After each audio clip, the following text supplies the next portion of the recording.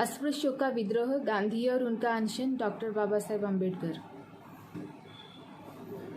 ऐसा प्रतीत हो सकता है कि हिंदुओं में वेदों के प्रति जो पवित्र भावना है उसके लिए उन्होंने प्रत्यक्षता कोई नाम नहीं दिया।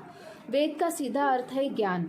हो सकता है कि ऐसा हो, लेकिन इस बारे में कोई संशय नहीं हो सकता कि वे वेदों को पवित्र मानते हैं। वास्तविकता तो ये है कि उन्होंने वेदों के लिए उस भाव से जो पवित्र शब्द से व्यक्त होता है कहीं अधिक श्रद्धा तथा सम्मान जताने वाले शब्द का प्रयोग किया है। वे वेदों को श्रुति कहते हैं। श्रुति का अर्थ है ईश्वर का वह शब्द जिसे मनुष्य ने सुना या ईश्वर द्वारा जिसे व्यक्त किया गया था। आदिम धर्म में पवित्र उसे कहा गया है जिसका निर्माण मनुष्य ने किया है। हिंदू धर्म में जो ईश्वर द्वारा निर्धारित किया गया वो पवित्र है। हिंदू वेदों को अपने धर्म का पवित्र ग्रंथ मानते हैं। वे वेदों को एक विशिष्ट स्थान देते हैं। हिंदुओं की मान्यता है कि सृष्टि के चक्र होते हैं, इन्हें कल्प कहते हैं। हर चक्र के अंत में जल प्रलय होती है और एक नए सृष्टि का चक्र का आरंभ होता है। हर कल्प के अंत में जल प्रलय में वेदों का विनाश हो जाता है। हर कल्प के प्रारंभ में वे ईश्वर द्वारा व्यक्त किए जाते हैं। तदनुसार पिछले कल्प के अंत में प्रलय में वेद नष्ट हो गए थे और वर्तमान कल्प के प्रारंभ में जो कृत युग में हुआ, ईश्वर ने वेदों को ऋषियों को व्यक्त किया। हिंदू वेदों को नित्य, सनातन, अनादि, प्रारंभ रहित और अपौरुषेय, अमानवीय मानते हैं। संक्षेप में वेद ईश्वर के शब्द है और वे मानव के लिए ईश्वर के आदेश है। वेदों को यदि श्रुति न कहा जाता तो भी वे अनिवार्यतः पवित्र कहे जाते। प्रोफेसर मैक्स मुलर ने धर्मों का विभिन्न प्रकार से वर्गीकरण किया है। उनका एक वर्गीकरण है प्रकृत तथा व्यक्त, एक अन्य वर्गीकरण है व्यक्तिगत तथा राष्ट्रीय। उनका एक तीसरे प्रकार से अर्थात उन्हें अनीश्वरवादी, दैववादी, द्वैतवादी, बहुदेववादी, एकेश्वरवादी, एकेकाधिदेववादी और जड़ात्मवादी के रूप में वर्गीकृत किया जा सकता है। उन्हें सत्य या असत के रूप में भी वर्गीकृत किया जा सकता है। इसके दो और वर्ग हो सकते हैं, जैसे ग्रंथाधीन धर्म या ग्रंथहीन धर्म। इस प्रकार धर्मों के वर्गीकरण की सूची संभवतः सर्वांग दृष्टि से पूर्ण नहीं हो सकती, क्योंकि इनका एक और प्रकार से भी वर्गीकरण किया जा सकता है, अर्थात वे धर्म जिनके कोई संस्थापक है और वे धर्म जिनके कोई संस्थापक नहीं है। इस वर्गीकरणों का दो प्रकार के वर्गीकरण को छोड़कर सामाजिक महत्व है। ये दो प्रकार है प्रकृत व व्यक्त और लिखित धर्म व अलिखित धर्म। इनके कार्य अलग अलग है, भले ही इनके कार्यों में जो अंतर है उसकी ओर प्रायः ध्यान नहीं दिया जाता। अलिखित धर्म की तुलना में लिखित ग्रंथबद्ध धर्म की स्थिति निसंदेह अच्छी होती है। लिखित धर्म ऐसा धर्म होता है जिसकी लिखित व्यवस्था होती है। जिस धर्म की व्यवस्था लिखित नहीं होती वो अलिखित धर्म होता है। लिखित धर्म यह धारणा पैदा करता है कि वो सच्चा है, पर अलिखित धर्म ऐसा नहीं कर सकता। लिखित धर्म की तुलना में अलिखित धर्म झूठा होने की हीन भावना से ग्रस्त रहता है। मैक्स मुलर बताते हैं केवल लिखित धर्म ही सच्चे धर्म समझे जाते हैं, चाहे उनमें झूठे सिद्धांतों का समावेश ही क्यों न हो।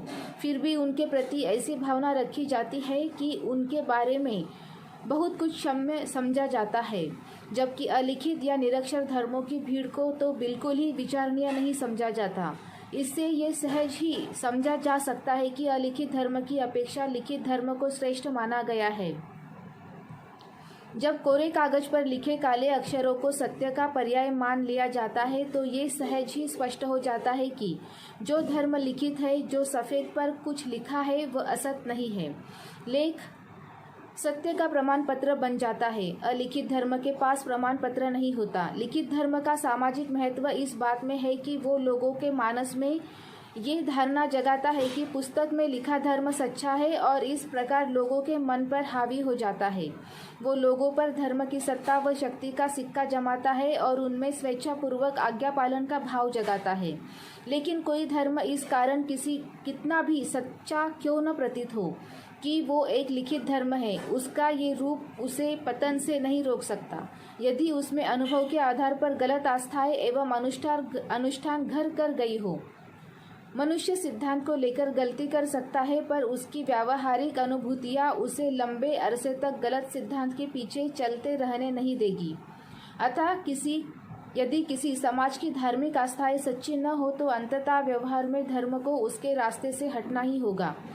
यहीं पर प्रकृत धर्म और उद्घाटित धर्म के बीच के विभेद का सामाजिक महत्व सिद्ध हो जाता है। उद्घाटित धर्म प्रकृत धर्म से श्रेष्ठ कहा जाता है। अनेक लेखकों ने कतिपय ऐतिहासिक प्रकार के धर्मों के संदर्भ में प्रकृत धर्म की चर्चा की है।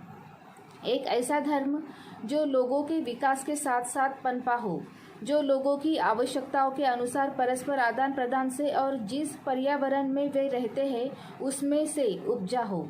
प्रकृत धर्म का निर्माता है मनुष्य। उसकी मान्यता है मनुष्य में पाई जाने वाली सत्य की भावना और उसकी अंतरात्मा की आवाज़। उद्घाटित धर्म मनुष्य के प्राधिकार पर नहीं टिका है। वो मानव की नहीं बल्कि ईश्वर की कृति है। उसकी मान्यता का कारण है ईश्वर जो परम सत्य है और परम शिव है। उद्घाटित धर्म का उद्देश्य धर्म को पवित्रता प्रदान करना है, जिससे उसका न उल्लंघन किया जा सके और न उसकी आलोचना ही की जा सके।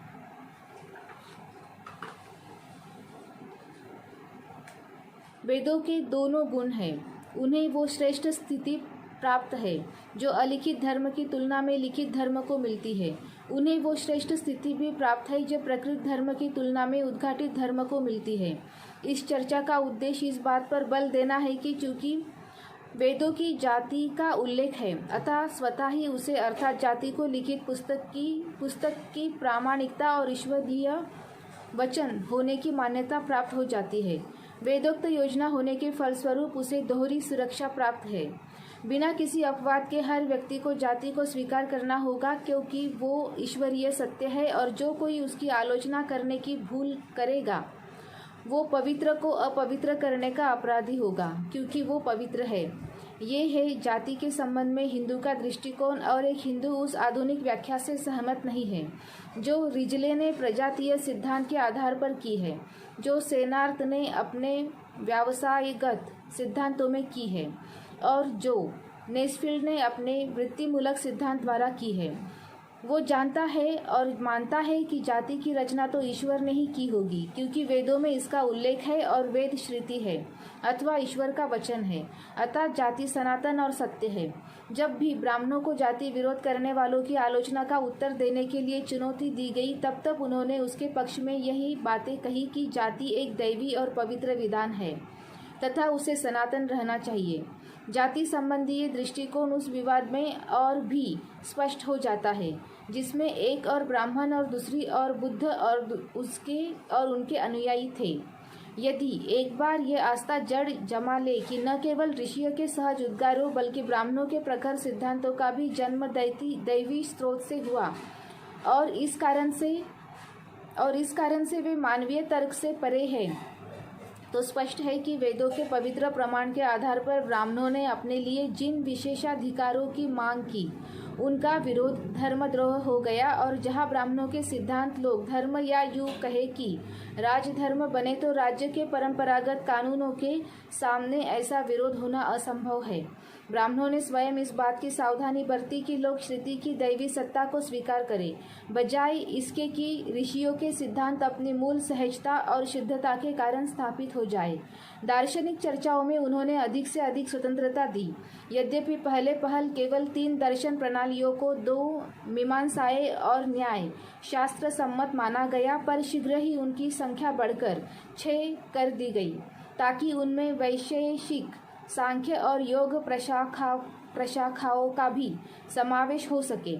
महत्वपूर्ण मुद्दों पर विरोधी विचारों को उस सीमा तक सहन किया गया जिस सीमा तक उनके व्याख्याता किसी प्रकार अपने सिद्धांतों का मेल वेदों की ऋचाओं से मिला देते थे। यदि इतना भी स्वीकार कर लिया जाता कि इंद्रियों की अनुभूति और तर्क के प्रतिपादन के अलावा वेदोक्त उद्घाटन श्रुति भी मानव ज्ञान के लिए सच्चा आधार प्रस्तुत करता है, तो अन्य सभी मुद्दे गौण हो जाते हैं।